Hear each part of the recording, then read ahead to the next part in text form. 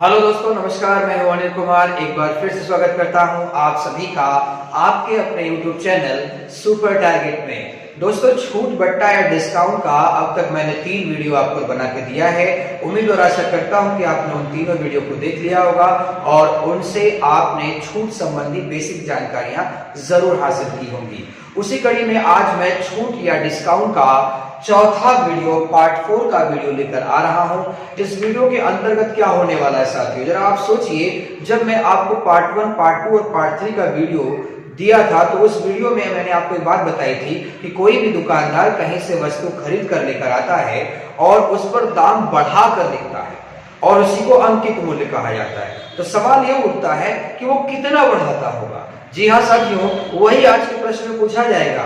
आज के हर प्रश्न में आपसे पूछा जाएगा कि बताइए दुकानदार ने अपने अंकित मूल्य को क्रय मूल्य से कितना प्रतिशत बढ़ाकर लिखा। जी हाँ दोस्तों, लिखा हुआ दाम अंकित मूल्य होता है और जितने का वो दुकानदार मेन मंडी से खरीद कर लाता है, जेबा से पैसा लगा कर लाता है, वो ओरिजिनल दाम या क्रय मूल्य होता है। 100 रुपए का अगर ला रहा है तो 100 रुपया नहीं लिखेगा, 150 रुपया लिख दिया तो 50 रुपया बढ़ा के लिखा ना।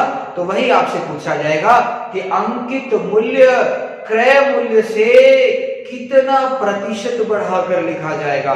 तो इस तरह के सवाल को चुटकियों में कैसे लगाएंगे वही आज हम बताएंगे। तो इसके लिए दोस्तों वीडियो के साथ अंत तक बने रहिएगा। चैनल पर अगर नए हो तो चैनल को सब्सक्राइब करके बेल आइकॉन भी दबा दीजिएगा ताकि हमारे वीडियो का नोटिफिकेशन आपको मिलता रहे। आइए शुरू करते हैं। जी हाँ, जैसे कि मैंने आज के वीडियो के शुरू में ही कहा था कि आज के हर सवाल में आपसे पूछा जाएगा कि बताइए दुकानदार अपने अंकित मूल्य को क्रय मूल्य से कितना बढ़ाकर लिखता है। तो क्रय मूल्य से कितना बढ़ाकर लिखता है, तो हमें अंकित मूल्य अगर क्रय मूल्य दोनों पता हो जाए तो हम ऑटोमेटिक बता देंगे कि कितना बढ़ाकर लिखता है वो। आइए बताता हूं। मैंने आपको पिछले वीडियो में ये बताया था कि छूट हमेशा अंकित मूल्य के पास लिखा जाता है और लाभ हानि हमेशा क्रय मूल्य के पास लिखा जाता है। और आज उन्हीं दोनों की जरूरत पड़ रही है कि अंकित मूल्य क्रय मूल्य अगर पता चल जाए तो हम पता कर लें कौन कितना बढ़ाया गया। आइए, 20% की छूट दी गई। किस पर छूट दिया जाता है? अंकित मूल्य पर। तो अंकित मूल्य देखिए, मैं समझ के बता रहा हूं आपको। अंकित 20% की छूट दी गई तो 80/100 ऐसे ही लिखेंगे। अंकित मूल्य पर छूट दिया गया 20% तो बेचा गया होगा 80%। ठीक है, इसको हल करेंगे तो बेचने का लाभ। ठीक है, 12% का लाभ हुआ। लाभ किस पर होता है? क्रय मूल्य पर। तो क्रय मूल्य 12% का लाभ हुआ तो 112/100। क्रय मूल्य के ऊपर जब लाभ हानि रख दिया जाता है तो बेचने का दाम हो जाता है। तो यहां भी बेचने का दाम आएगा, यहां भी बेचने का दाम आएगा और वो आपस में बराबर। देखिए 100 कैंसिल हो गया।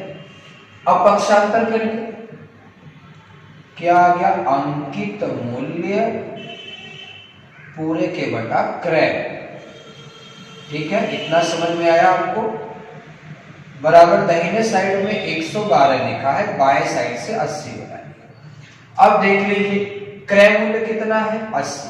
अंकित मूल्य कितना है? 12। आप खुद फैसला कर लीजिए कि भाई अगर मैं दुकानदार हूं, मैंने मेन बाजार में जाके, बड़े बाजार में जाके 80 रुपए का खरीदा और घर पे लाके 112 रुपया लिख दिया तो मैंने कितना बढ़ा दिया? मैंने कितना बढ़ा दिया? 80 से 112 लिखा तो कितना बढ़ा दिया? घटा के चेक करेंगे। 112 80 घटाएंगे तो 32। तो 32 मैंने बढ़ाया। 32 बढ़ाया तो किस पर बढ़ाया? हमसे पूछा है कितना प्रतिशत बढ़ाया। हाँ, पूछता है कितना हिस्सा बढ़ाया तो 32 बढ़ा दिया, लेकिन हमसे पूछ रहा है कितना प्रतिशत बढ़ाया। तो 32 बढ़ाया 80 के ऊपर। अब गुणे 100 कर दो। 0 0 कट गया, 8 चौका 32, 4 दहा में 40, यानी कि 40% हमने बढ़ाया। तो 40% हम बढ़ाकर लिखेंगे उसको। हाँ, अगर आप चाहते तो 112 और 80 को भी काट सकते थे।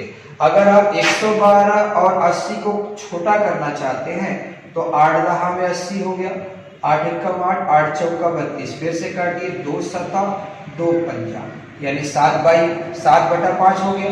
तो 5 का खरीदा 7 लिख दिया, 2 बढ़ाया किस पर? 5 पर। थोड़े 100 कर दिया, 5 20 100 हो गया, 40%। देखिए वही आंसर है। तो आप काट के लगाइए चाहे बिना काटे लगाइए, आंसर आपका सेम आने वाला है। आइए दोस्तों, दूसरा भी एग्जाम्पल आ चुका है, बहुत ही आसान तरीके से आप सीख लीजिए।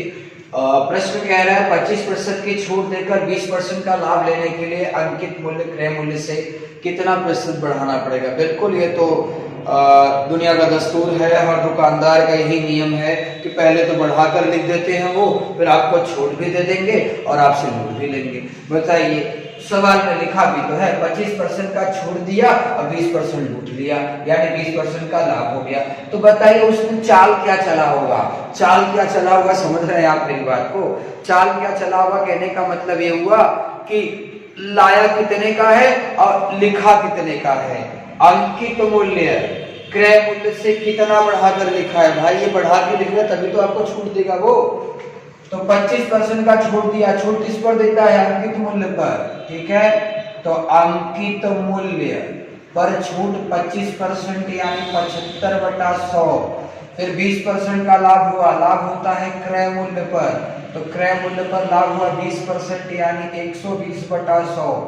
तो अंकित मूल्य के पास छूट बैठेगा तब भी बेचने का दाम आएगा, क्रय मूल्य के पास लाभ आने बैठेगा तब भी बेचने का दाम आएगा, यानी दोनों बेचने का दाम एक ही होगा। 100 से कट गया, अब चाहो तो 75 120 भी काट लो, नहीं तो वैसे ही लगा लो। आ जाओ, पक्षांतर कर लो आप। अंकित लिखा है, उधर से क्रय आएगा तो नीचे क्रय हो जाएगा, और राइट साइड में 120 लिखा है बटे 75 हो गया। अब आप ही सोचो, क्रय कितना है? 75, यानी 75 का मैं खरीद कर लाया हूँ। अंकित कितना? 120, 75 का खरीद के ला रहा हूँ, बिटा के 120 लिख रहा हूँ। तो कितना बढ़ा के लिख रहा हूँ? कितना बढ़ा के लिख रहा हूँ? 75 से 120 हो गया, यानी मैंने 45 बढ़ा के लिखा है, 45 बढ़ा कर लिखा। तो पूछा है कितना परसेंटेज बढ़ाया, तो बाबू 45 बढ़ाया, किस पर बढ़ाया? 75 पर बढ़ाया, गुणे 100 कर लो, क्योंकि परसेंटेज निकालना है।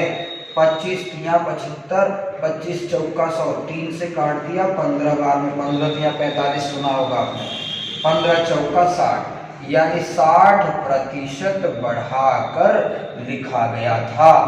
ध्यान रहे, क्रय मूल्य कितना बढ़ाया गया था? 60% बढ़ाया गया था और अंकित मूल्य पर लिख दिया गया था। तो ध्यान से देख लीजिए, अगला सवाल आ रहा है। आइए दोस्तों, तीसरा प्रश्न आ चुका है स्क्रीन पर। प्रश्न है 10% का छूट देकर 17% का लाभ लेने के लिए अंकित मूल्य क्रय मूल्य से कितना प्रतिशत बढ़ाकर लिखना होगा। दोस्तों, जब भी आपसे पूछे कि अंकित मूल्य को क्रय मूल्य से कितना बढ़ाना पड़ेगा, तो आप पहले दोनों चीज पता किया करें कि अंकित मूल्य और क्रय मूल्य है कितना। यानी अंकित मूल्य और क्रय मूल्य अगर पता चल जाएगा तो हम पता कर लेंगे कितना बढ़ाकर लिखा गया उसे, ठीक है। और छूट हमेशा अंकित मूल्य पर लिखा जाता है, तो आपने अंकित लिख लिया और अंकित मूल्य पर आपने 10% का छूट दिया, यानी 90/100 बराबर बेचने का दाम, वो तो चाहिए नहीं हमें। 17% का लाभ, लाभ हमेशा क्रय मूल्य पर होता है, तो क्रय मूल्य गुणे 17% का लाभ यानी 117/100।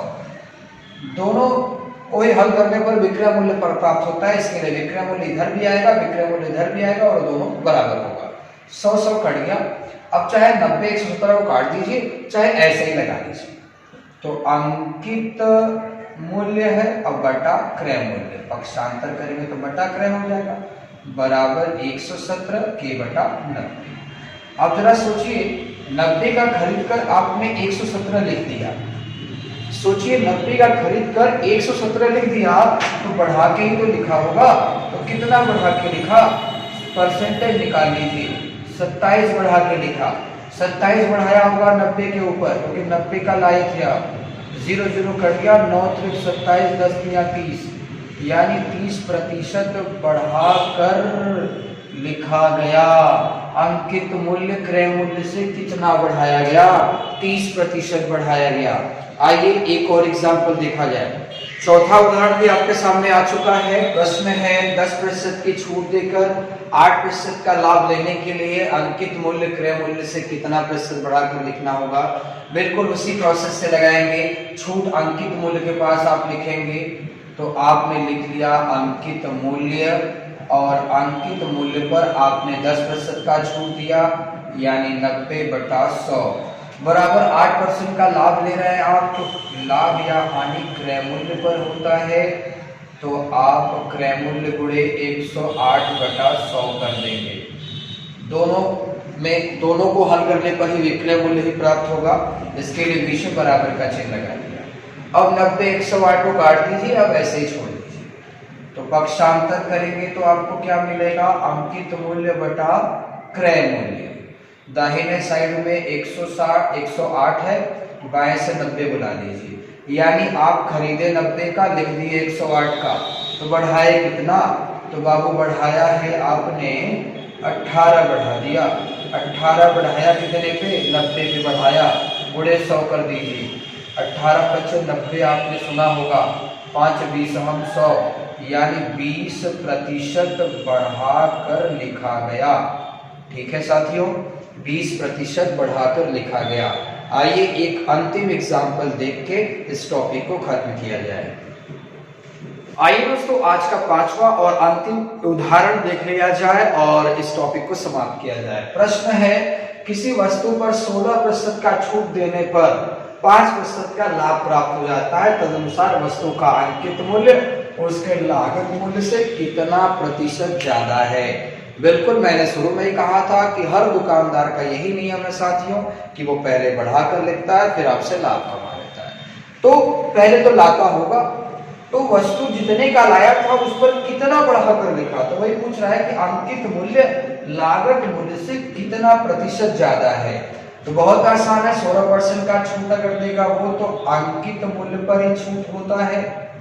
तो अंकित मूल्य पर 16% का छूट, तो 100 में 16 कम हो जाएगा, तो 84 बटा आप 100 लिख देंगे। ठीक है, 5% का लाभ, लाभ क्रय मूल्य पर होता है, 5% का लाभ होगा तो 105 बटा 100। अब ये 100 कैंसिल हो गया, पक्षांतर कर दीजिए, अंकित मूल्य बटा क्रय मूल्य। ठीक है, दाहिने साइड में 105 लिखा है, बाएं साइड से 84 बुला दीजिए। अब चाहे तो इसे आप काट दीजिए, अन्यथा वैसे ही लगा दीजिए। अब जरा सोचिए, क्रय किया 84 का, मतलब दुकानदार ने कहीं से खरीदा 84 का और उस पर लिखा कितना, 105, तो पक्का बढ़ाकर लिखा, तो कितना बढ़ाया, 105 84 घटा दीजिए भाई, 84 यानी 16 और 5 इधर 21 बढ़ाया। ठीक है, 21 बढ़ाकर लिखा, तो परसेंटेज पूछा है, तो 21 बढ़ाया कितने पे, 84 पे बढ़ाया, गुणे 100 कर दो, 21 चौक 84 होता है, 4 25 100 होता है, यानी 25% बढ़ाकर लिखा गया। ध्यान दीजिएगा साथियों, 25% बढ़ाकर लिखा गया। दोस्तों साथियों, आज आप पढ़ रहे थे छूट बट्टा डिस्काउंट का चौथा वीडियो, जिसके माध्यम से आपने ये सीखा कि कोई भी दुकानदार अपने अंकित मूल्य को क्रय मूल्य से कितना प्रतिशत बढ़ाकर रखता है। तो दोस्तों, अगर वीडियो पसंद आया हो तो वीडियो को लाइक कर दीजिए, चैनल पर नए हैं तो चैनल को सब्सक्राइब कर दीजिए और बेल आइकॉन भी दबा दीजिएगा, ताकि हमारे आने वाले वीडियो का नोटिफिकेशन सबसे पहले आपको मिलता रहे। मुलाकात फिर होगी एक नए वीडियो के साथ, तब तक के लिए धन्यवाद।